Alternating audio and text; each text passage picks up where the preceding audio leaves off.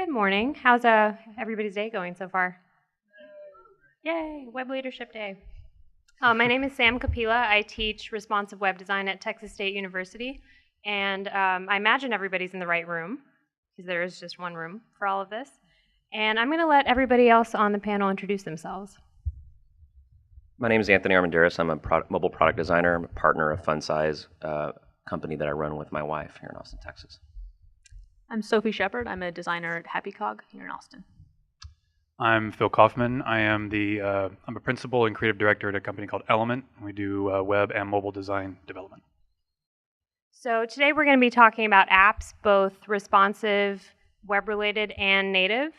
So we'll jump right in and start with defining the differences between the two. So I would love everybody on the panel to define it in their own words.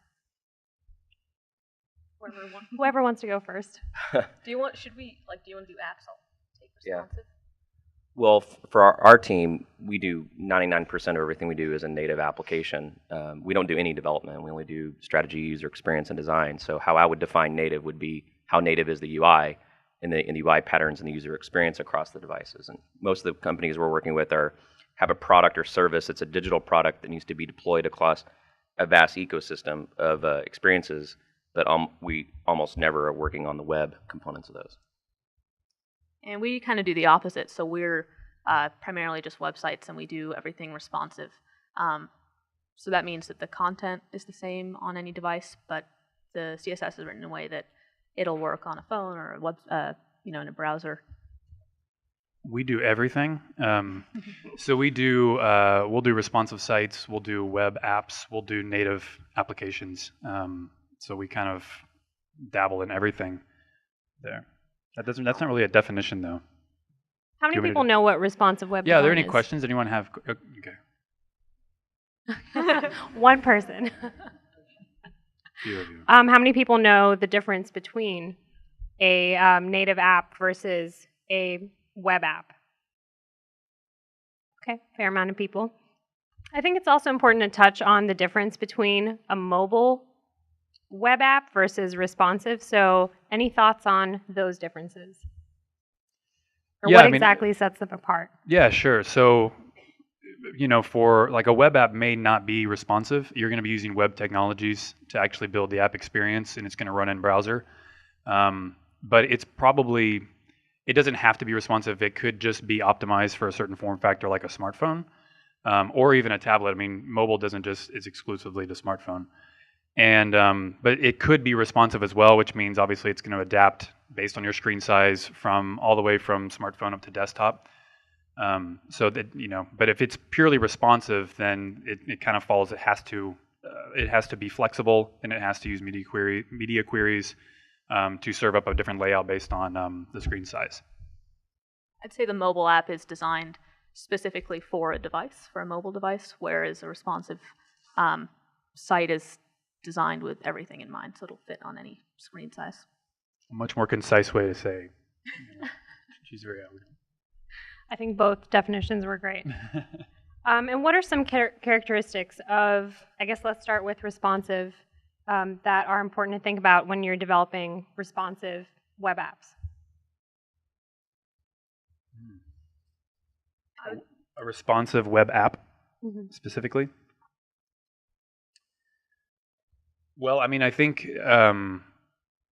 at that point you're talking about an app that's functional and useful across multiple device sizes. So there's the responsive angle where you're going to have to plan to make sure that you are using the right technologies, the media queries and everything to serve up for the different devices, and you're planning what that experience looks like on those different screen sizes.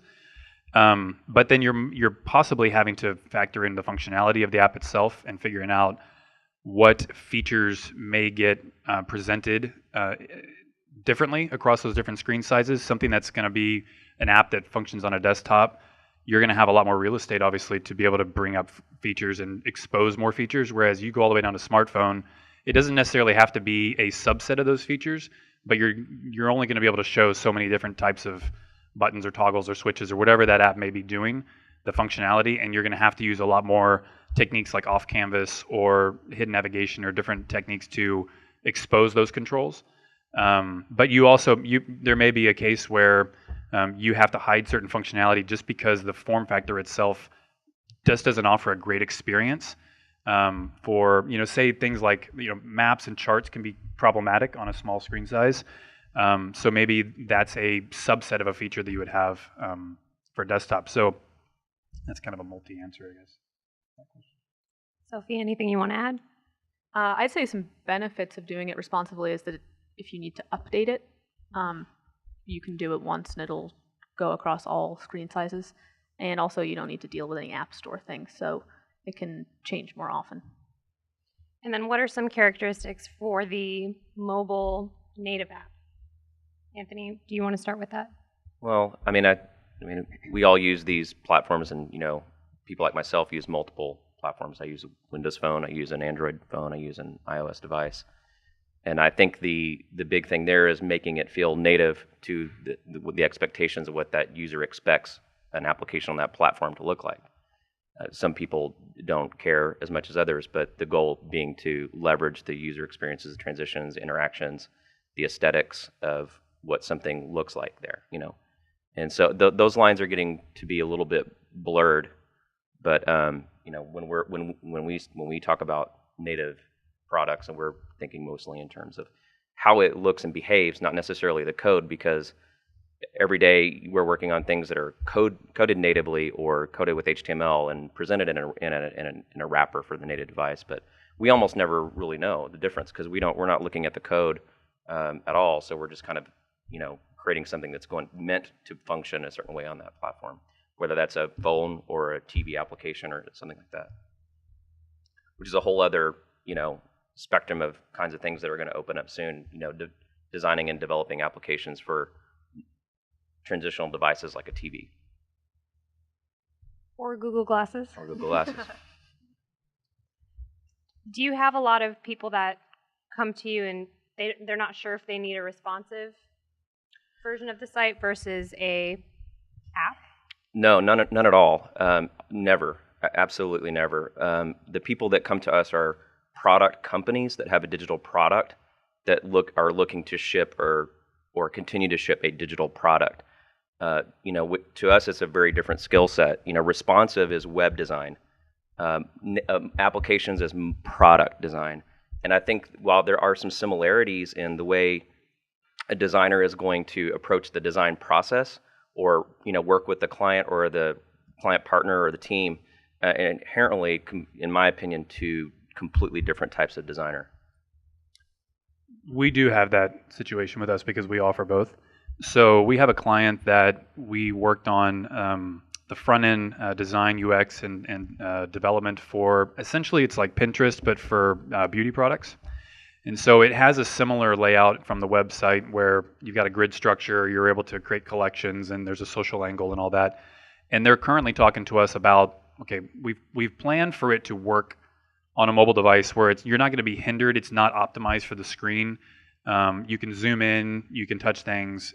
You're not going to be limited by flash technologies or things that just don't work, right? But now they're trying to figure out, okay, we really do need to optimize for mobile. They knew that was going to be something they were planning for, and their analytics have shown, obviously, that there's a lot of traffic from mobile devices. And we're having a discussion. Do we do a responsive version of this network, or do we build a mobile app? And so we probably don't have enough time for me to go through every single discussion of how you actually can answer that question.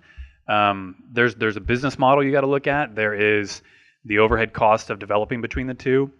If you're doing a native application, do you build for one platform first and then go to another? Do you release multiple platforms? How are you going to manage your updates, your maintenance, the team that's going to support that? Is that app going to then be brought in-house by their team? Do they need to hire developers to be able to support that on their own? Or are they going to always be on the hook to go to an agency or studio like us that continues to support it? Or do they go a responsive route where, as Sophie mentioned, they can push an update, it's immediate, that's going to go live. They don't have to go through the hassle of releasing to the store, making sure it meets approval processes if you're doing the app store. But there could be limitations there based on just what can the web do. With the type of app that this is, you're uploading photos, you're sharing things. there's maybe a very strong use case where you want to have your phone take a picture, upload it to your board or whatever. And HTML is becoming much more capable of doing things where you can access your camera, access your photos. But that wasn't the case like last year. I mean, that's a very new addition to HTML, and not all the browsers and everything are going to have that support. So it's a discussion we're having. So it's do we go full into it and do a native app where we have a lot of control, or do we go responsive and maybe we kind of dial back on some of the features and then we add on from there as HTML matures? So we haven't settled on that with them yet. It's an ongoing discussion, but we are getting those requests. But as an ecosystem, like all these products are a part of that full story. You have an application like Twitter that supports millions of users, and then you get an email from them and you click on a link on your mobile phone. If there's nothing there, that UX is broken. So, I mean, that's like a huge, failure to not have something equivalent, capable on the web, something, whether it's a website to, capture the audience, or whether it's a mobile application to allow them to continue. For the longest time, my wife actually wouldn't install native applications. She found that it would be easier just to go to mobile Safari and type in Foursquare Civic Center check-in than to load the Foursquare app, do a search, get a result set, tap to view the location, and then check in.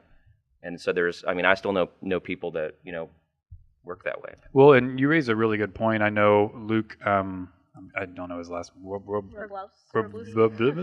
Luke W on Twitter. He's a super smart guy when it comes to mobile. If you don't know him, look him up, go to his site, read all of his research. The guy is a phenom. He's full in on where mobile is headed and a lot of data. And I've attended his talks, and he's talked about apps like Twitter and Facebook where they've got these native app experiences. They were like one of the first to come out with that kind of stuff when the App Store launched, but an overwhelming amount of their mobile traffic goes to their website. And they have, and you can't just say, well, we got a native app and people are going to prefer to download and install a native app and use a native app.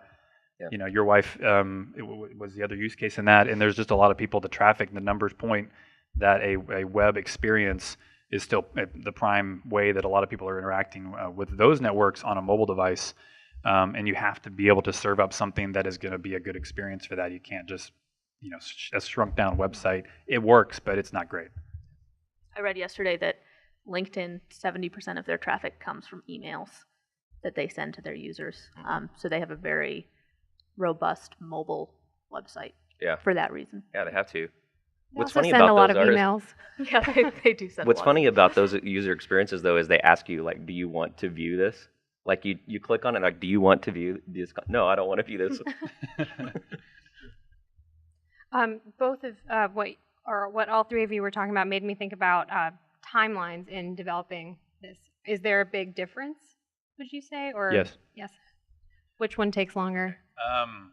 I guess maybe not including the App Store part, or maybe including the App Store. Well, the App Store part is part of the process. So a native application route, I don't think you can draw and just say it will always take longer, but I would say most often that is your longer process. You're building a piece of software that runs, and we have a process that is rather lengthy. There's a massive upfront discovery process where we are wireframing every single screen, every single button, every single modal. We're annotating with interaction notes around what happens when you press this thing, where does it go, how does it behave, what's the interaction. Because the developer then has to go and you enter Xcode, for instance, you are building a piece of software, and to change course, and that is very difficult. It will set you back quite a bit. So if you haven't done your homework up front, you could cause a lot of problems. Whereas the web technologies, there's a little bit more of a flexible nature to it. I think the code itself is a little bit more approachable, probably a little bit quicker to develop. There's just a lot of things in native app code languages that are just headaches. They're just complex. And then you have the App Store approval process. Again, I'm speaking a little iOS. We're mostly an iOS shop, but that's just because that's how we've been so far. You have to factor in the approval process, the submission to that.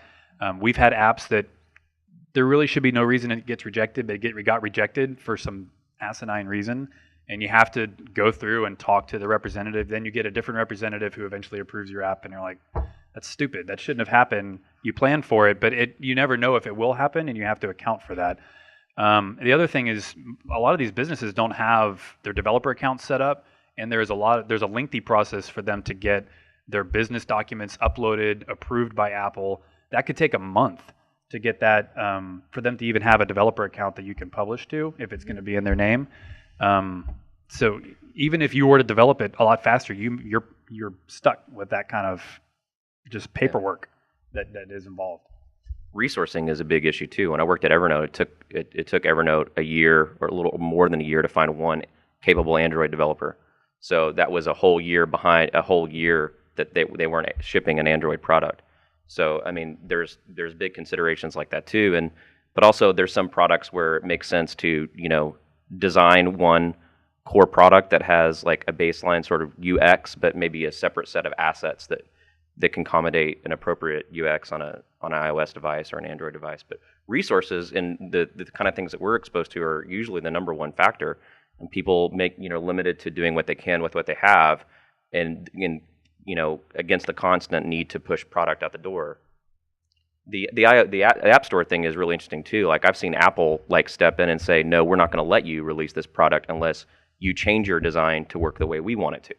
So then you're constantly wondering, well, how much are we going to change our business model to accommodate what Apple wants us to do? I mean, there's some reasons there that you might build an application via the web and add it to your phone through a bookmark versus go through the App Store. I got one other point.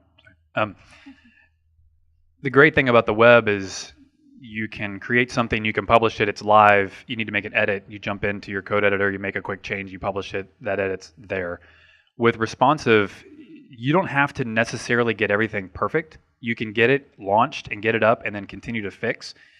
With an app, if you launch something, this is the first time this app has existed, and it's not right, or it crashes, or a feature's not great, you have the headache of making sure someone knows your app exists in the jungle of the App Store, which is just a nightmare. Get them to consider downloading it. If it's free, that helps. If you pay money, good luck. Then they download it. There's statistics that sometimes people download apps and they never open them. They're on the last screen of their phone. They forgot they downloaded it because it took a while to download it. They forget they have it. For them to then launch it, and then if you didn't get your feature set really nailed and you created a great experience that's going to cause someone to want to keep this app on their phone, see, you have to get a lot of things. You got to plan and aim towards a goal that you think is going to cause some traction with the people that's going to download your app. Whereas with a responsive approach, you don't have to nail it. You can get it up there, you can test it, get it live, get people trying it, improve, iterate, launch. So that's where the web has a massive benefit, I think, over a native I think approach. also you're talking about stuff on iOS. So you spend all this time getting it, approved by the App Store, getting people to download it, making it right. And that's just iOS. So if your priority is getting it to as many people as possible, I think as far as timeline goes, web is your best bet. I think that's an excellent point. What are some of these skill sets required? And Anthony, you kind of touched on this with Evernote looking for somebody. What are the skill sets needed by a person working on one versus the other? Well, it's always different, but in the kind of teams that we're currently exposed to is, a set of engineers per platform, QA, at least one or two QA engineers per platform, product managers per platform, designers per platform. So, if you had an iOS product, an Android product, and a Windows product, you're talking about 20 engineers, 4 QA engineers, 1 to 4 product managers, just to maintain an agile process of shipping new features every 2 weeks. But we've also seen, smaller teams with way fewer people produce product quicker. And I really think it just depends on how fast you work. And in our design groups, it's really important for us the designers on our team, or the way that we work, we are balancing the act of interaction design and visual design, because it's almost never anymore a case where we're starting a process from the beginning and going through a traditional process and delivering. Sometimes we'll come into a project and based on where we are, we're working with the product that already exists. We wouldn't go in and do wireframes for that. I mean, that would take a whole other month to get that. We would just step in, work with our client, extend their design language. Then we hit a roadblock where we have to figure out a new feature. Then we might do wireframes just for that one feature. So our people are constantly, thrown between product managers, engineers, and design to solve problems. And so we just try to limit the amount of designers on that. So, on all of our projects, there might be one designer, but we all kind of share the role. So, kind of rambled. In the past, I've heard you talk about looking for people who also had icon design background, especially because that now can be applied to buttons or even the home screen and that sort of stuff. Is that something that still is a concern, you think? It always is. When you're designing something and delivering something to a client, you want their aesthetic to be unique as possible. Sure, there's a lot of sets and stuff that you can use out there, but and a lot of people are using kind of this, same 5 or 10 sets of resources, but not everyone has those skill sets. And I think in product companies, people are usually hired based on what they're good at. There's never like a typical, all the job titles say product designer, but almost never are these people have the same skill sets. Some might be a good writer, some might be a good interaction designer, some might be a good illustrator. And so there's such a high demand for talent that people are just hiring good people. So, but that's also a problem because no one has the same skill. I personally can't illustrate anything or code anything. So like my skill sets are limited in a certain area. And so that's very important, but not a big part of what we do. But I really value those skill sets. And then other skill sets? For us on each project, I think the minimum team would be a designer, a front-end developer, and if we're doing the back-end, a back-end developer. Mm-hmm. And there's usually some overlap within there. But as you said, it's tough because like the designer, maybe they're more of a UX designer, maybe they're more of a visual graphic designer. But I think the more you can do, the better and the more valuable. I think a lot of the job descriptions too, everybody has their own definition of what UX and UI is right now too. Oh, yeah. Or what a designer is. Yeah. Like the word designer can cover everything. Yeah, for us, we're a small team. So like I remember we did an iPad app and it was myself and our developer. That's it. We did the whole thing. We kind of run really, really lean on projects, but we try to hire people that have multi-skill sets because you're going to be called on to do UX and visual design. And then this guy who, our senior developer, he built an iPad app, but then he's off doing front-end and back-end development for our website stuff too. So I would like to diversify a bit, but that's where we're at right now. And when it comes to actual apps that you're designing, are there certain product areas that work better in one scenario over the other? I think you kind of touched on it with something like Instagram needing to use a camera, or any camera-based needing an actual mobile app. What are some other, categories that you see out there that might fall under one or the other? Sure. With native, the web browser is it has gained the ability to access like your camera roll and things like that. So that used to be a problem. It's not as much anymore. Location is still a tricky one, tying into your GPS and all that. The web can do it, but it's not as good as the native built-in controls. Accelerometer and all those type of gyroscope, you've got to build a native app to get access to that. There's just also the OS is built to talk directly to the hardware device.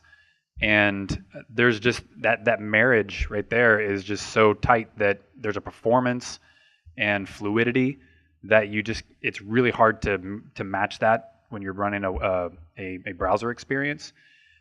I would almost say you were talking earlier, Anthony, about doing a kind of web technologies inside of a native wrapper. That can work. I've seen that. We're working with some clients that's their approach. But as soon as you embed a browser inside of a native wrapper, that browser, that experience, this is the problem Facebook had before they went native. It doesn't run as good as just the straight browser on the phone. It's like crippled. So there's definitely a performance benefit by going native. You're using coding languages that are at home on that device. But there's others that I can think, audio and things like that would be tricky. But the web is catching up in that. I think it's always going to be trying to match what the native can do, but those devices are going to continue to change, and Apple's going to release new new things, or and Android are going to release new things with their OS and with their SDK and all that, and then the hardware is going to have some new gizmo that's added that the web didn't know existed, and now it's having to add that as well. We do a lot of mobile payments works, and I don't know if HTML can do this, but when you're dealing with a card swiper and a person behind a cash register that needs to complete a transaction in a matter of seconds, a lot of these things that we've been exposed to have all been native. But the problem is they can't reach the audience that they really want to reach. Like everything is done for iPad. There's plenty of merchants out there that would have a benefit. If they had 4 or 5 retail locations and they needed 50 tablet devices, and they could go with an Android device that would cut their cost in half or less. But there's not the same kind of products out there available. So people like Square and some of our clients that are building these products, that's their number one problem. They're trying to figure out how to deploy across all the different devices that exist right now. And Sophie, when it comes to Phil, I don't know if you're gonna. I think for web app stuff, kind of publishing and content-based applications are best. I think anything that's heavy with interaction doesn't work so well, just because, as Phil was saying, like speed and performance. But for example, like a newspaper, there's really no reason why that wouldn't be a web app. Yeah, completely agree.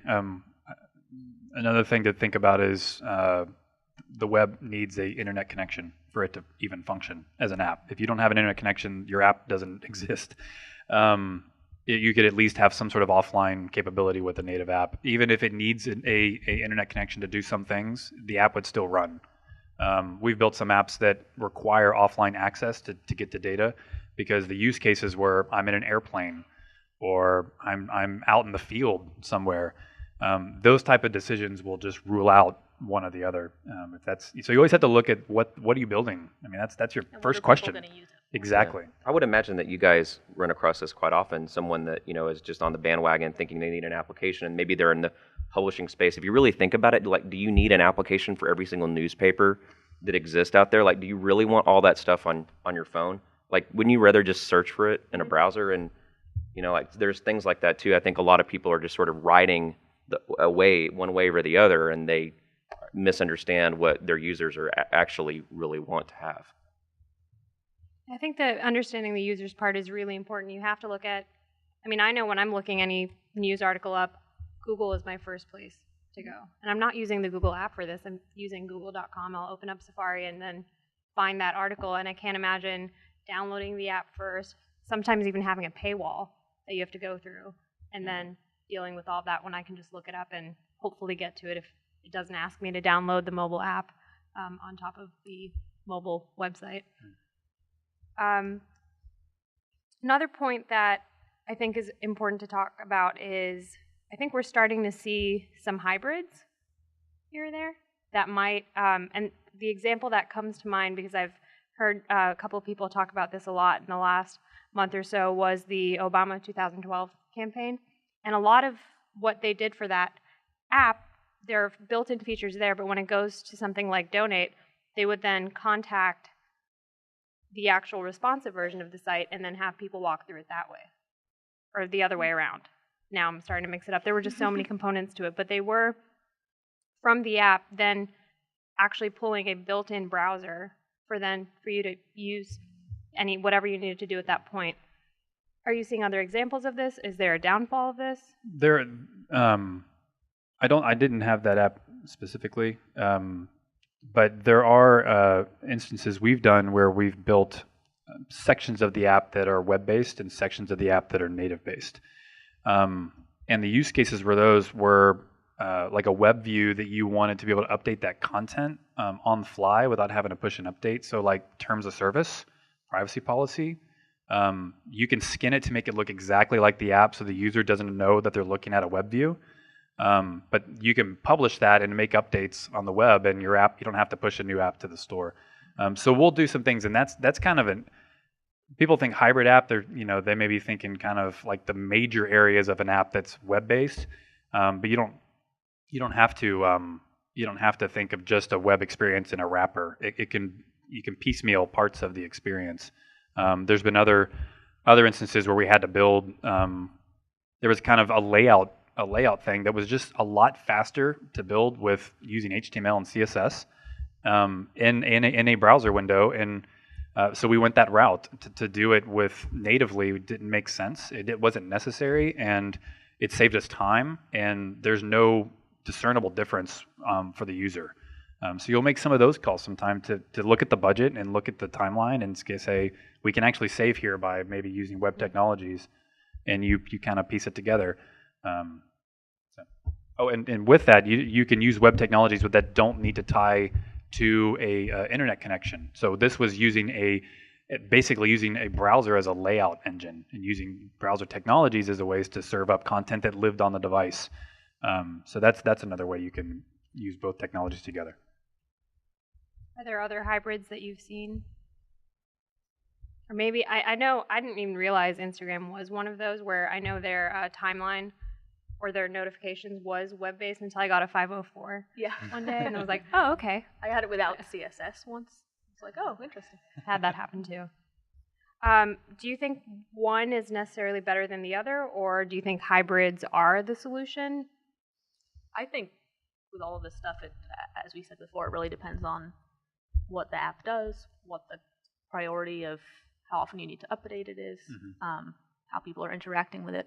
So I don't think there's yet one answer that's best. And I work in this space. I'm just not a developer. Like, I don't even know, like, half the time what I'm looking at, how it was created, nor do I care. I just care if it's good or not. Like, if it's good and it helps a company be successful and it delivers a good user experience, I think that's or solves a business problem.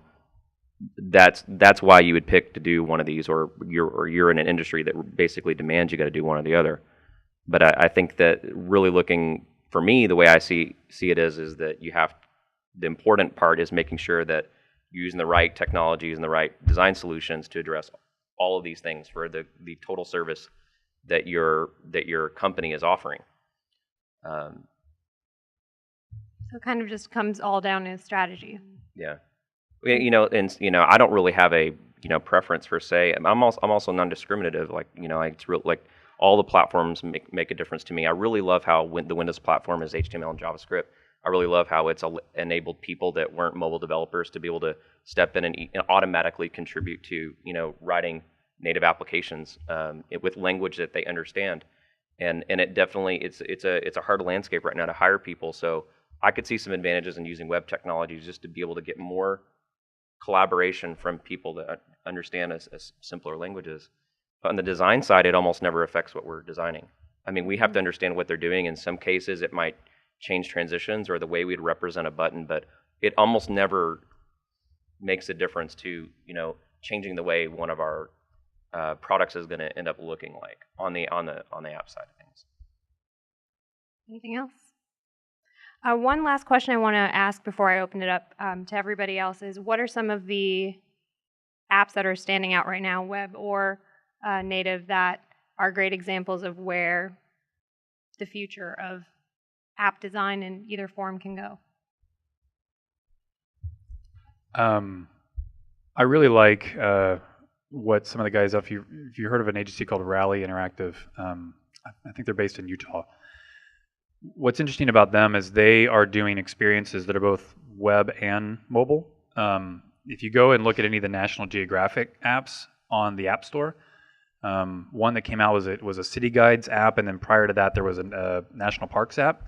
Those are native apps. I'm sure there's some web components in those. I don't know which ones, but very, very slick, very well built, great experience for a native application. But then on the other side, if you go to snowbird.com on your mobile phone, that's a fully responsive site that feels like an app, but not in a fake way. It still feels like a website. It's just they carry over a lot of the same experience and the way they craft things into using just a pure web experience. But they're using CSS and JavaScript to do like 3D transitions, and a lot of the way you control and pull in the nav feels like an app, and it's just really, really well done. So those guys are doing some very interesting solutions using both technologies. But it goes back to what you were saying, Anthony, that It really doesn't matter. Ultimately, what's your business? What's the business goals? What's the user experience? Who are your users? Going to those things and serving up an experience that's excellent that meets those goals. And the Snowbird site did not need to be an app. The national parks thing was best as an app. So it's, but look at those. Those are great examples. I'd agree. We met before coming here, and I looked at the Snowbird site, and it's awesome. Just the interaction on it and the animation. But then as far as apps that I use on a regular basis, I think Instagram is doing a really good job. I think their web interface in a browser mirrors the app really well. And I think the way I use both of them, I use them differently, but they work really well together. I'll look at Instagram on the web, like if I'm at work. But then, of course, posting, you have to do it from the phone. So I think that's a good example of a hybrid that treats the interaction between the two differently. And they're understanding what the user's experience with it can be. Yeah. Some of the stuff that I gravitate to these days are just products that are multi-device supported. And now applications, not obviously web is multi-device supported, but think about products like AnyDo. They have their product looks exactly the same in their Chrome extension as it does on the Android device, as it does on the iOS device. And I think those kinds of things are starting to happen more likely. Like, think about all the devices in the household.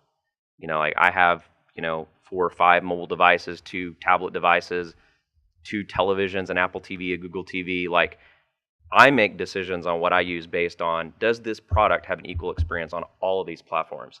So products like, Pocket, for me, it may not be the best designed product. It may not be grassroots, but I'm going to have an equal experience there as I am on the web, as I am on any of my devices.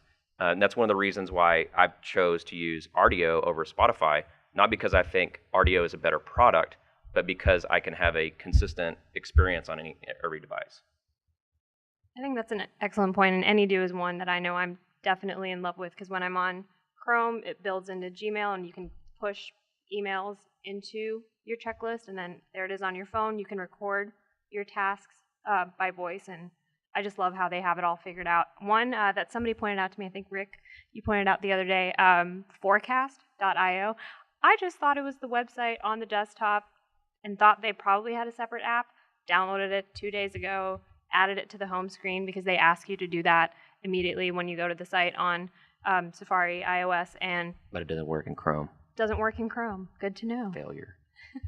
But it is beautiful, and it is something, I guess, similar to Snowbird, where it doesn't look like you're in a browser. They hide the address bar, and you just interact with it, and things slide out, and you can rotate the world on it, and you feel it feels like and you can imagine that running on the way it looks aesthetically. You can imagine that being pleasing on any form factor or any device. And one thing they're doing there, and probably a reason why it doesn't work on some browsers, is they're using things that are very advanced. And when it comes to web, they're doing a lot of Canvas and SVG and things that just not a lot of browsers are supporting yet, but will over time. And those are very exciting. You look at a lot of the Chrome experiments. And some of the people are doing with WebGL and all that.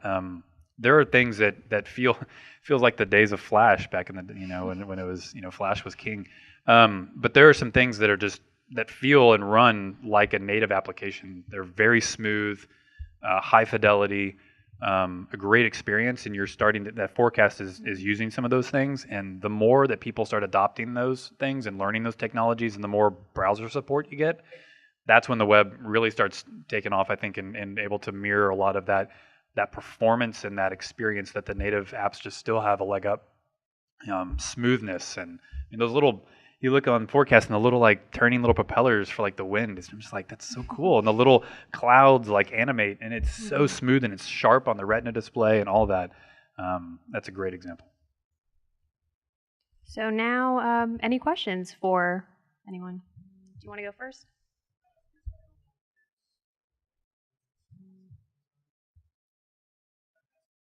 Oh, me? I teach responsive web design at Texas State. Okay.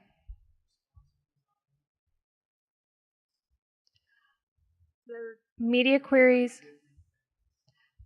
We do responsive, it's a responsive web design class, HTML, CSS, with a little bit of JavaScript that just makes it backwards compatible. And we're starting with the mobile media query, although it's not really inside of that media query. It's the base CSS and then adding media queries on top of that.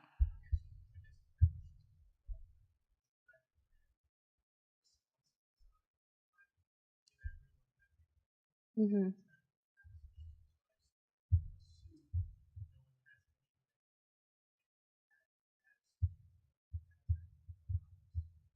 I think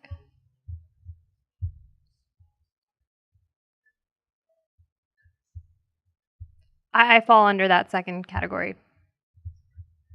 That's what I recommend to my students for the most part. But I think there are those scenarios where you would need to go another way, but for the most part, I would recommend that route.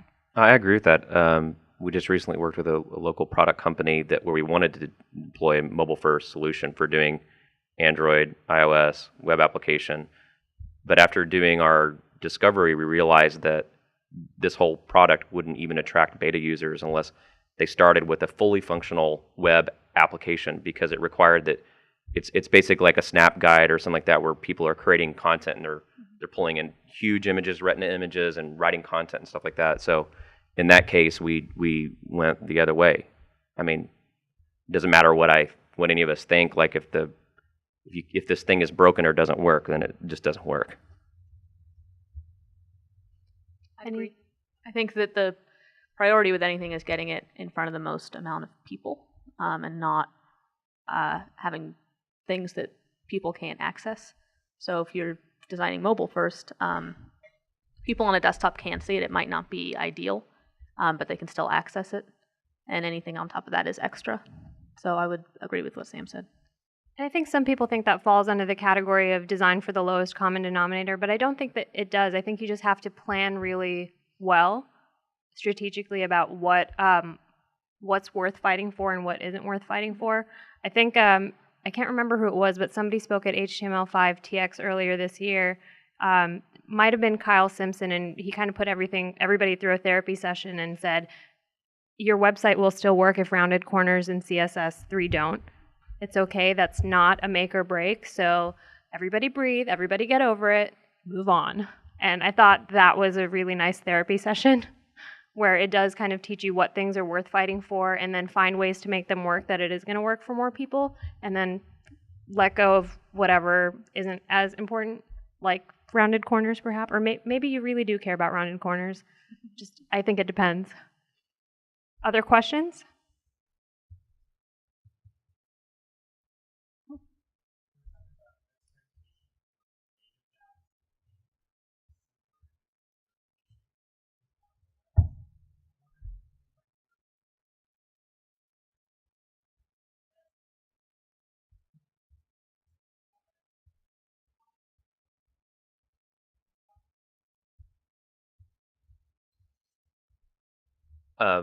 I think users are all different. They all expect different things. Me, for one, if someone doesn't have a 4.2 Jelly Bean app on my Android, I'm just not going to install it. I mean, I just flat out don't respect someone that didn't think about all the users before they put something out there. I mean, I think that's really important, and I think people now, because trends have kind of changed, like Worley said, people didn't realize when they were looking at the new Gmail app for iOS that what they were actually reacting to was an Android design. They were looking at design styles that people at Google established, and then you end up with the best looking apps on iOS being provided by Google, right? Like on my iPhone right now, like I have a folder, it's just all the Apple apps and I don't install them. So I think the expectations of design have changed. I think people, it makes sense, right? The smartphone, as we know, has been around for 7 years, and we've all looked at buttons that feel a certain way for some time now. And I think, well, in the beginning, we felt like, oh, well, things need to be clearly labeled. There was the whole discussion talked about today, how Apple used to think, well, you have to label a button contextually so you're going back, and you look at the patterns now, they're changed. Like, people understand it a little bit more clearly, it's a back button or swipe. Maybe you don't need the button at all, but I think with the way things are going, I think it's kind of interesting with iOS 7 because I'm curious to see what people do. Because I'm actually really excited. I'm not impressed with what Apple has created for iOS 7. I'm impressed with the amount of flexibility that it's going to give designers to deliver what they feel is appropriate to the user. So I think we'll see things that push the limits a little bit more. Maybe they'll look less Apple. Maybe things will look a little bit more more unique to the product or service rather than unique to the platform. But I think there's still a certain expectation about UX. If you got a, if you've been using an iPhone exclusively for years and years and years, and you can't you don't know where to find your apps or something like that, that's a problem. Or navigating. Other questions? Go ahead.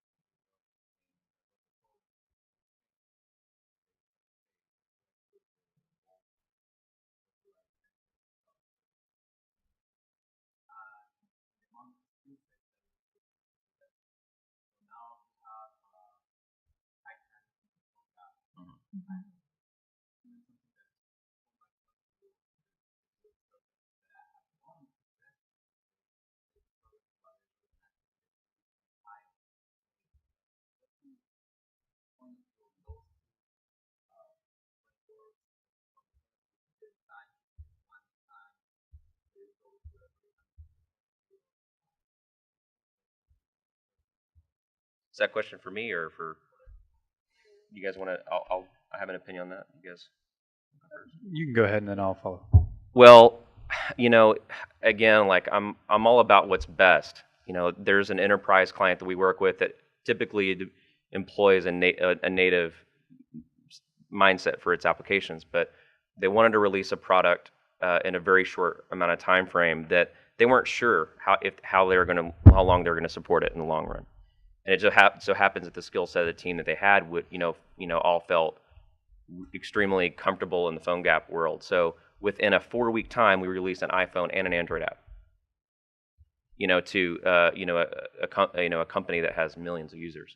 So where the thing is now they can figure out how that works. I mean, to some extent, you got to put it out there and see what works and what doesn't.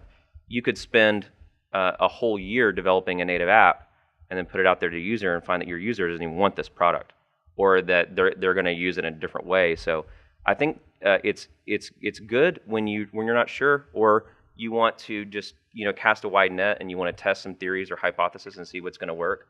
I mean, the benefit of releasing this app in a month on 2 different platforms was huge. The only difference was an asset library. We had the interactions were identical. Nothing felt like really rigid, but there was just a separate set of assets. And so it was 4 weeks, start to finish. Yeah, that's a really good point. And that you kind of bring up a different use case around just speed testing something. Just because you get it out there using that solution to see if it's got stickiness and traction. Because you're right, if you go the native route, it's going to take you longer, and maybe what you've planned for misses the mark, and you have to shift and change. I personally am not a real big fan of using something like a solution like that doesn't natively write that code, and you're not living directly in that environment that was built for that device. I've seen and I've read, just there can be some problems. There can be some performance issues and things like that. So that's not a route that we take internally. We build everything we do for iOS is built natively. But I don't discredit or think that those solutions or that approach is a bad approach for other people. And there could be a client that comes to us that is something we need to look at. But we haven't done that yet. And then to answer your question about that same experience, you look at things like Flipboard. I know the Netflix guys, they try to keep a consistent experience irregardless of what platform you're on, and there is that consistency. I've seen, then you look at something like Instagram where things are familiar, but it's going to be dressed up in a way that feels right on a different platform. And it's not the exact same pixels, the exact same thing. And so I think both approaches are valid. Anthony keeps bringing it up, and it's so important. You got to look at what's the business case, what are your objectives, what's that experience, and then format all your technologies and all your approaches and solutions to that. Those have to be subservient to that overall goal. And we've built we worked with a client that wanted their app to look not like any specific platform. They wanted the design, the feel, the UI, everything to feel like this is their app. So they were going more the Flipboard route. That was actually the example they gave us. But with that, we knew we had to design in a way that there were UX paradigms that the users of those different platforms understand and want to see as they go from app to app, that we needed to make sure we were building. You can't have a back button because the iPhone, everything's a touch screen, and then you have hardware devices for Android where the back button is a physical button. There's just things like that you have to take into consideration. But those devices are always changing, and OS always changes. But the use cases are constantly vary. And it's interesting too how acceptable patterns change. I remember when we were doing software at Evernote, and the Android development community Evernote was like, no drawer, the pattern, the drawer that everyone used, like no drawer, that doesn't feel right for Android. And now Android has it physically added it as a pattern into their interface guidelines. So now it's okay. And that kind of stuff changes. I'm wondering what's going to happen with some of these other phones that use gestures versus buttons, and I wonder how that's going to change these digital experiences or voice. But I think if we were to provide development services, I think we would are on the side of native. But the problem that we have is that since we don't offer those services, we have to work with the skill sets that our clients have, and so to some extent we have to look at what solution they're suggesting providing and decide if we believe in it or not. And sometimes we don't, and sometimes we do. I think we're out of time. Yes. All right. Thank you very much, everybody.